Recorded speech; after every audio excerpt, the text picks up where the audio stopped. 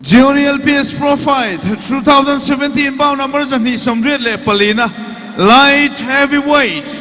in neck kanan le tour red corner H Laurin Lua Natiel Zanin about nunung bertur amunom don khai adaman maron roi puitlat maya Dup mày tu Adam mo Laurin Lua Luboya ani he Natiel bok Congress one te som te hau nan Natiel panel veng te pitang puin Natiel electric veng POI le purem thanga Sir Michael Kompa Natiel Boxing Association President Kalchuak ta te beta sound nei tu BTA lunglei azotlang te Natiel Boxing Association Natiel Bazar venga big heng te hian poisa thanem takan pe a Natiel Bazar venga big screen a lowen tu te zong chunga lom thu han soi hal thuai bok ani Ni hi Active Mobile in sponsor ani ke ani Active Mobile in lo sponsor thai khop mai le lampang puang ve le thunga H Laurin Lua Natiel Troy tu anei thale mai Adam hawin lo kalani nia kan long le mai Adam hon rong kal tlat puitlat ole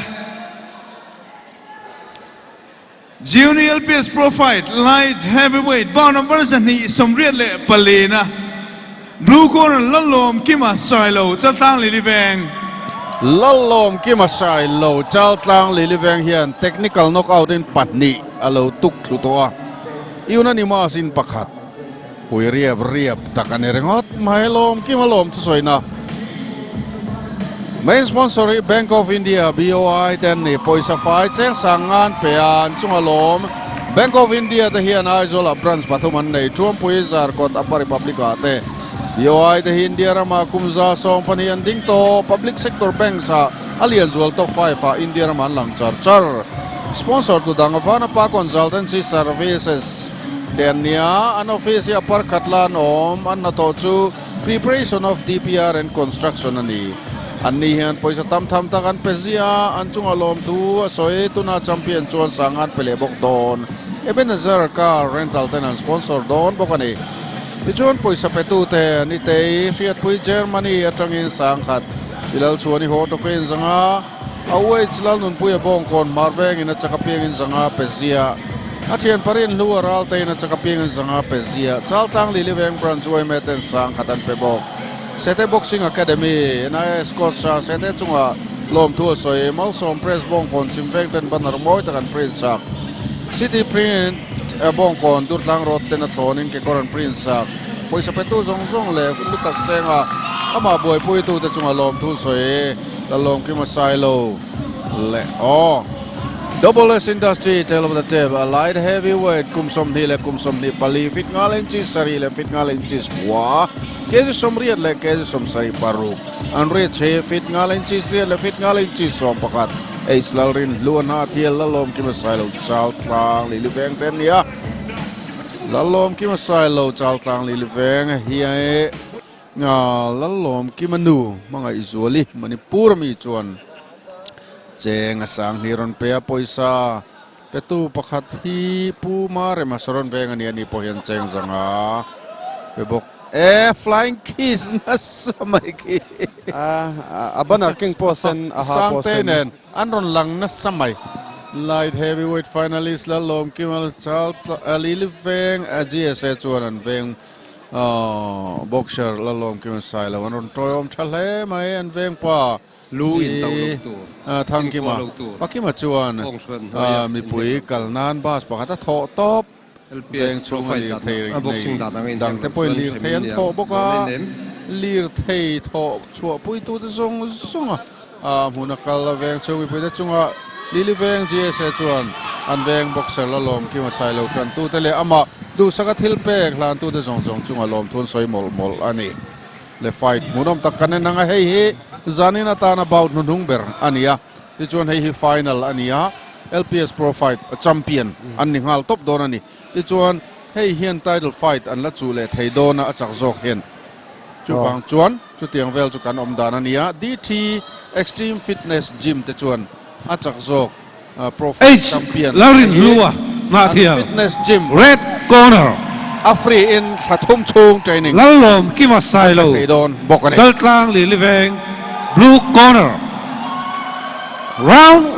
1 แล้วลมคิดว่าฟันใส่เราฟันที่เห็น referral Falcon Hospital Surgical วัวตัดจัง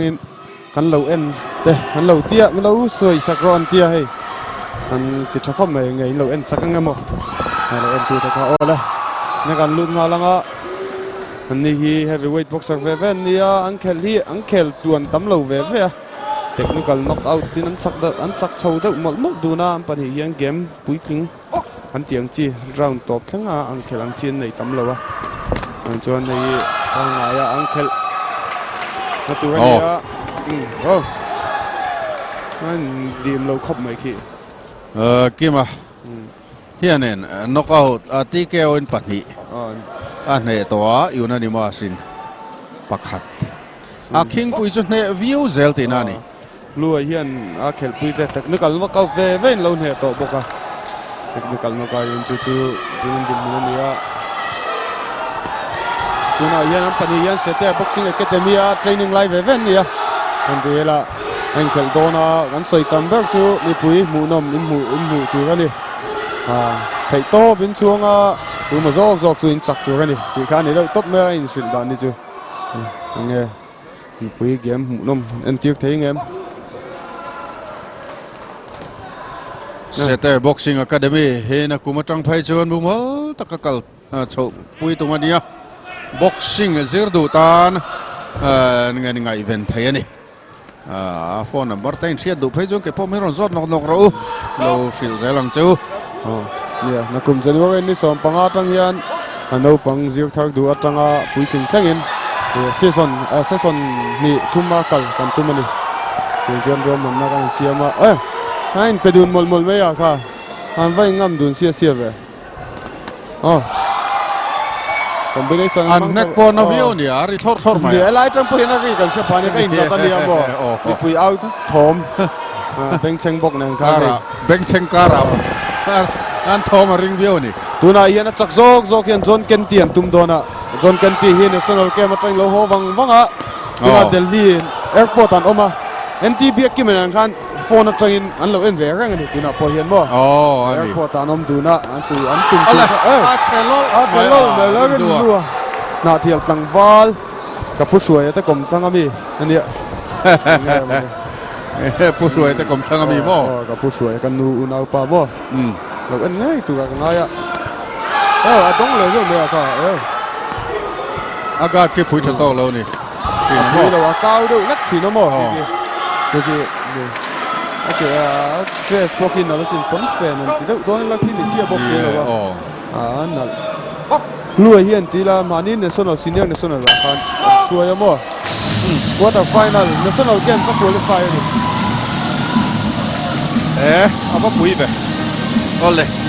อาพูน้ำเอินเดียร์มามอเตอร์ทั้งนั้นเบอร์มารุติสุซุกิชวนมิโซรามาดีลาร์คาร์ดิอาจีมอเตอร์เอเดนทาร์ไซรังโรดาอันรถสบสวกตาอันนี้เฮียนมารุติสุซุกิคาร์โมเดลทั้งอันจัวระเฮงที่ดาวน์เพย์เมนต์และตัดอินสตอลเมนต์เดียวตักินลากไม่เทนี่ที่ข้ากันอันพวงนนเล่เกติอินเตอร์ไพรส์พานาโซนิกauthorized distributor for Panasonic Getty Enterprise Ramlu North Industry Peng near taxi stand อันนี้เฮียน Panasonic เสียม TV เต washing machine เต fridge เต air conditioner เต deep freezer เต อันจวร์เต round 2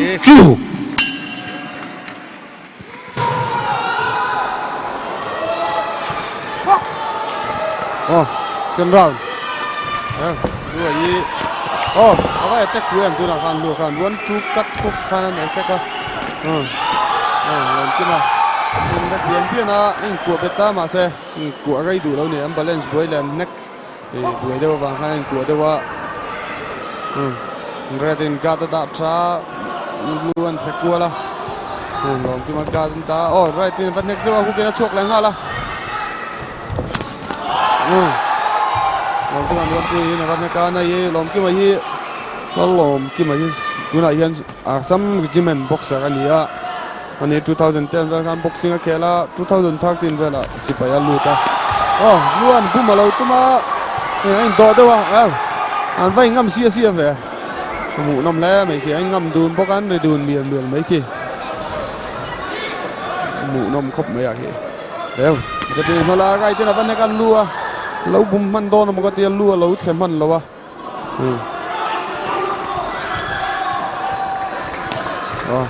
ตัวไหนยันไอ้นักฟูดูนโซ่ๆเลยฮุกและกัดเวลปนคอมบิเนชันมังช้าล้วนกัดคอมบิเนชันในการล้วนเน็กโซ่เลยตัวนั้นมาก็จูไอ้ไหนได้ด้วยว่าตุ้มมาซอกที่จะโซนกันตีตุ้มโดนนี่ไฟนั่นละลัวกาตดาดูแต่ว่ากาตดาเนี่ยมาเจ้าสูเสียหลังเตียงตัวนี้แล้วจูดวงชวนเอาไปเต็กไทยแล้วอีกกว่าไปตัดชวนตุ้มอันช่วงเลยไทยแล้ววะเดี๋ยวเป็นผมกว่าแบบสูติแล้วมินิกัดเลยสักกันสองก็ลุ้นเอามาขี้พอหุบสว่าไรแรงละฟัวตาบัวไรที่น่าฟูแรงละ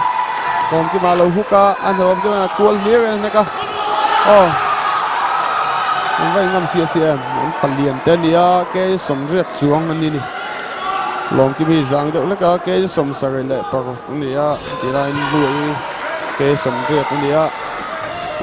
ปนาไอ้เนี่ยดื่มโซ่ๆหน่อยก็หุกเด็กปุ๊บมาเอาจู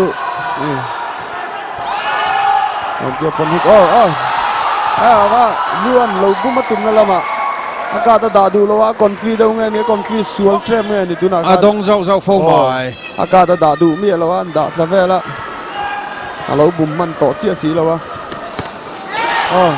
ล้วนจูคอมบิเนชันกับลูตามาจูนั่นลุตุกเราดงไงนี่ฟีกูได้งั้นมันนี่ก็คอมเพลย์ซะว่ามาจูงั้นนี่เราสวดไปนั่นนักแล้วต้องดูอันต้องดูเจ้าไหมเดี๋ยวตอบตอนด้วยไอ้เดี๋ยวเบียนไม่ตัดไหมนั่นเรื่องเมียลไหมอันไอ้เจ้าดูแน่มันนี่ LBS Suzuki บงกอนแต่เฮสเปรย์พาสเซอร์วิสิ่งอันรินตาคัสตอมอร์ตันดอรันโดมาคัสตอมอร์ตันอันอินเป็กน่าสังอดูตันมานี่น่าเซอร์วิสิ่งที่ตัวเราเทอันนี้ RS Traders Tata Solution Unit of RS Drugstore Mizoram CCTV laser Security Surveillance mong resort na mun po RS Traders hiyan CCTV chow lo po Security Surveillance mong rotikang kangan zorni an customer datan technician on call dakar som di palitsu man provide po kani Gioni chuan Christmas offer Gioni mobile handset leitu datan siyambe ka Gioni handset leitu te zong tan lucky gift ni tina man thai chi te kar tina man thai chi te an siam ani Second out. Round 3. Round 3.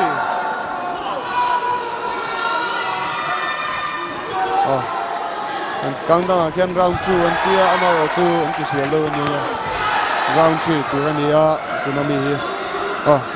Declare mai tura ngai la. Time to declare kawa. Anh được miền mu nó vào bên này có lại không? Ai nhắc đồn miền mấy anh bia nó chặt đồn nó nuôi lấy mình là niệm được nó có mà có chú âm mục cả sao khi trong ngân tiền chia áp buộc bỏ được do cái này cái gì lý lại nó cái do cái nuôi dong sia mai lua khan lua red do khan mo là lom kia mà khan redแต่ว่าneckไปซะว่าลัวข้างตรงซะวะผมเกี่ยวกับเราดัดช้าฟูตัวนั่นล้วนเอตกับตัวมาถอยทำได้แล้วก็เลียกเจี๊ยแล้วตัวนักตัวนั้นล้วนไว้เอตกับตัวมาก็จูผมเกี่ยวกับเราเจ็บปะกัลม่วงเจ็บตัวฮุกไรที่นั่นแฮกแล้วมาก็จูลัวฟูได้ไงเนี่ยล้วนตัวเวลา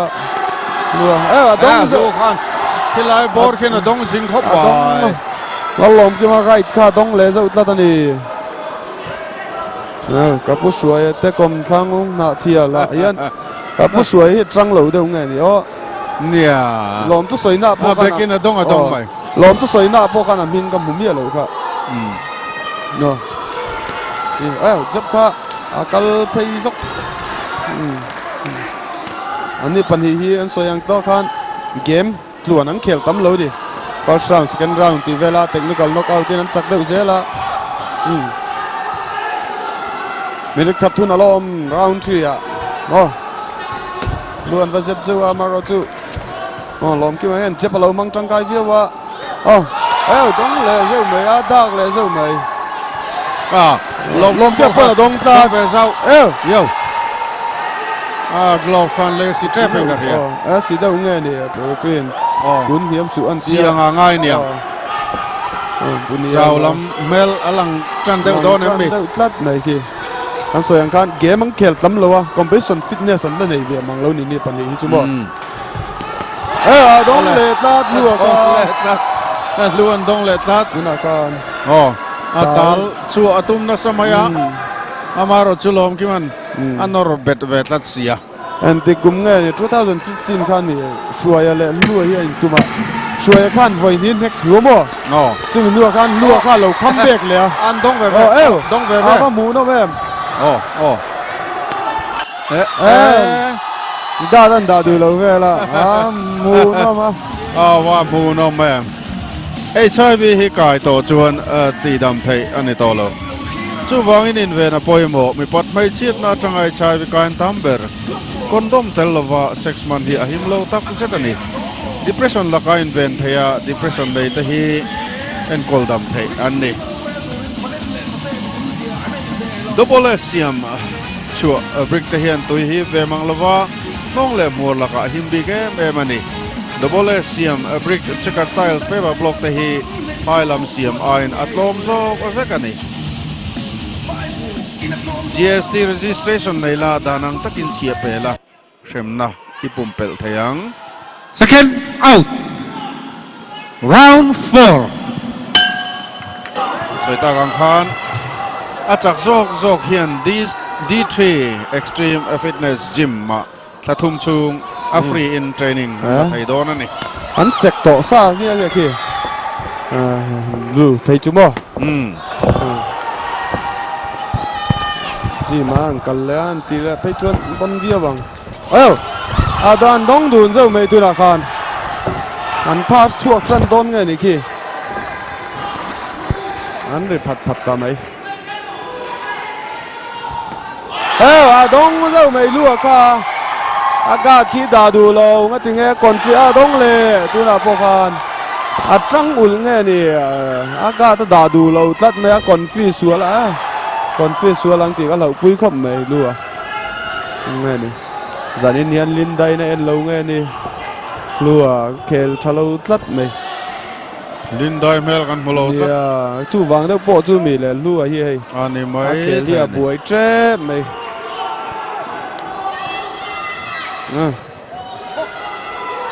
minute ni đều thò hun alo mà rồi chú kia ăn lát cháo mía rồi chú chia ta kia anh lát cái lom kia ta đa chiang là tụ lom mà kha kim mà kha kim mà đa sao lúa khan đông về là sao đông về là thấu đông đun mol mày anh neck kim mò cho cái neck đen anh tiếng ấy tu nào khan nè rừng kil về là khan in don cho con anh tí thì bọn mấy thầy anh để đun mol mấy lom kia mà hi tu na Assam Musliman sipai trăng lai ni chol ali fi profile kel tu hian khani li fal top me ni chol anh em ama li fan local top me a dikhian sipai chuti ali fa mang sa ni ki lom khi thi đậu xuống anh khi mùi vel khi ni khi phát đậu thua mày nghe ni cả nar pon ni xí lâu là chiang đậu lắc tu ra ngay la nghe ni mùi vor vel ani khi mùi vel khi mo cặc đậu nghe ni rồi mùi cặc đậu ăn khóc mày gam seal khan in aga thalo đậu ta pon yang gam seal mang dik lâu nghe ni nghe này gam xíl vua khát lúc tục đây ông về thì nó mà Ồ. gam xíl là yang quality trăng trăng ông về quality gì hiền quality gì hiền ngày lâu tới bây ông về mà doctor nên được mấy cả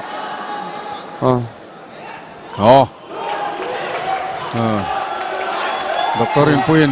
akhel thế atilat mai minute cut alo mà cái sáng sớm ngã đấy thôi anh neck miel mấy anh lão lâu đun bốc mà kì in neck phụ po tâm này được kì tam takani anh neck phun hem khóc bài kì tuôn bốc hen mù nó mà cái tiếng khi lo mình cần nên đủ in về ten na anh làm chuyện thì về lại khan đều miel mấy kì cái in cam mù đủ zong anh bốc cái in zir tiếc đàn anh bốc anh mi pui kan boxing en tu gen local com tlan chi en tu gen local lo ti hi cái ngai dan ani a tawang chuan in chak don chuan in chak tho thawang ti kha ka in sil tam ve ni a ni kem po amu nom ka ti ni ke chuan ki ni pop pa hay là rong en nak la miel mấy ki hay là rong katalom don ani ava mu nom le don em ava kham mom lo em zai en chu mu nom khóc mai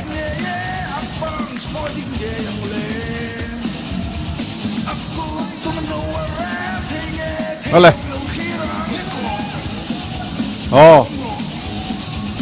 khóc nuôi à po cần ringal de po ăn nal thấy biếu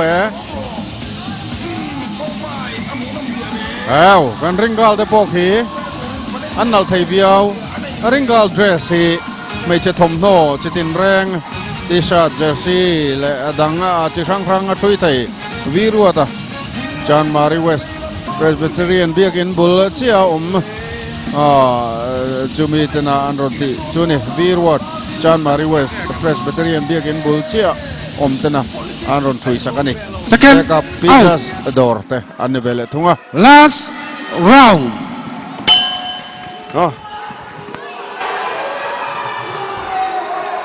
round 5 last round vâng ui don em zai in chu mu nom cái in zai in khel ka chu mu nom lo mani nak fu zau mai lu khan kima khabe khan tu na khan nak fu du la zau mai last round na in dim lo ni hi lo practice dun rang lo sparring dun thin an nia ain sha chiang ain lo ton du na ang game po mu no mani anin ve na ain chang run ain ve ten kha lo an de miel me lom ki ma kha dak al the sok mai tu na khan luang atinge lom ki ma attack la ya a chance shot la ya back san dai lua khan hook right in ka lom ki ma khan right in lo nek chuak ve hal boka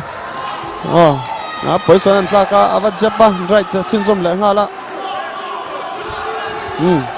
an thekuan position a change kuala ali suffer kan ti footwork ang deuh khan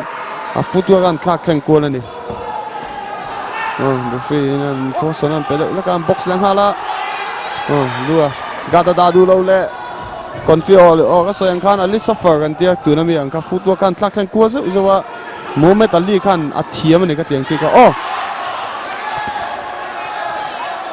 kan movement an ei tha ma sen thek chuak le ro si lo movement ra ta poi mo lo nek chuat te langai movement tra nek chuak tha ngai on ko le zawa de mun siam de lak nan lua la tal na pet via wa te lom ki ma ke na pia tra van nek zo lom ki man lua lo huk chuak le ngala ma ro chu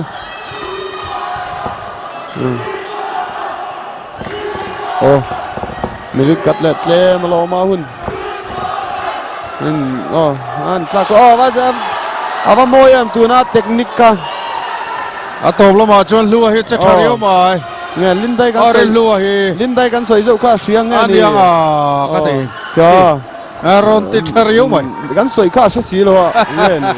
lindai lo signal zo nge ni cha thatlat ke ban ne mà sẽ kha dong còn phi le lu tuk chin ki ama ki defense akian achep voi le de lak china hilai ga ta da box lo ke in do le ka hilai ki ai ngam zia adong ve le sok thele sok atle sok to mei lua lua the sok mai thele sok a movement chu thani ma se movement an ei zo chia a bum zo defensive a chele do box ni lo wa ma ke dong ve le tlat kha dak le or mai dak le tlat noi suk mai lom kia pokan hu ka dong ve le hu na top don second som chi om to zanin tan cho fa ui om em zanin chu mu nom tlang ani ko na mu nom 5 mai mu no mai in bi kha alua na dong le zau to pu na to don che pa khan em va han mu nom ve ole soi ta kang khan chak zok hian D3 extreme fitness gym thum chung training thonin an la thei don pui don hle ani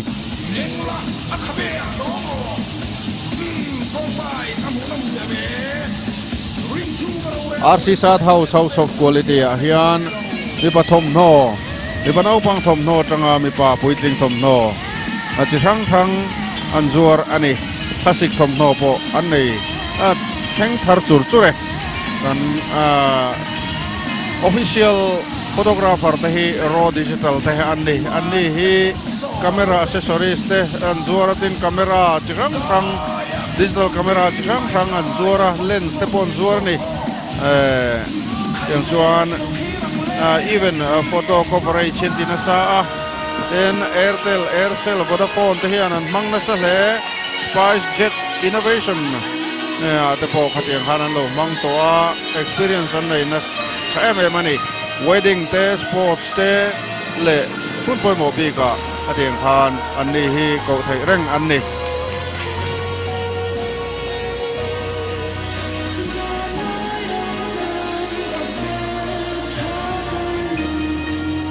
fight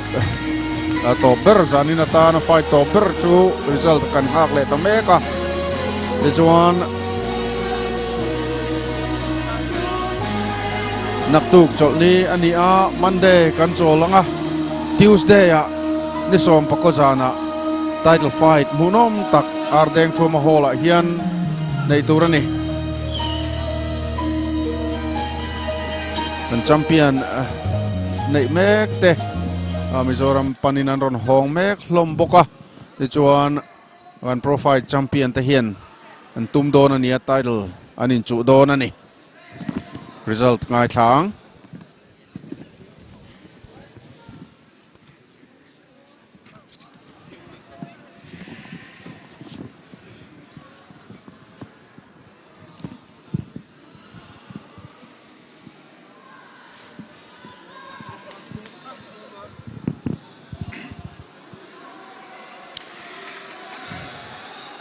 Junior LPS Pro Fight 2017 bout numbers ni somriat le palina light heavyweight in neck kan an zota ka just 10 point and back down hetiang hini just number 1 47-48 just number 2 47-48 just number 3 46-49. Then unanimous decision at Zhangzhou to blue corner Lolom Kimasilo Chatang Lilifeng.